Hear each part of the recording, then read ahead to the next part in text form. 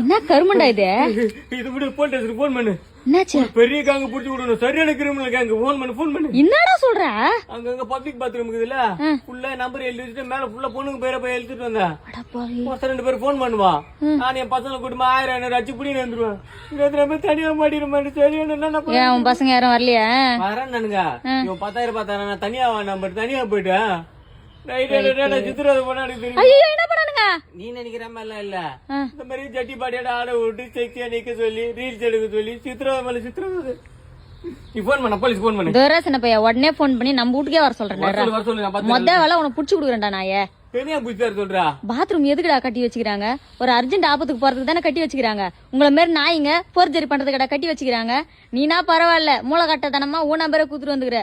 ஆனா ஒரு சிலர் நிஜமாலே பொண்ணுங்க நம்பரை எழுதி வச்சுட்டு அந்த பொண்ணுங்களுக்கு போன் போட்டு எவ்வளவு படாத பாடுபடுறதுக்கு தெரியுமா அந்த பொண்ணுங்களாம்? அறிவே இருக்காதாடா உங்களை மாரி ஆளுங்களுக்குலாம். போய் தொலை, நான் அடிச்சிருக்கிச்சிட போறேன். நீ அடிப்பியா?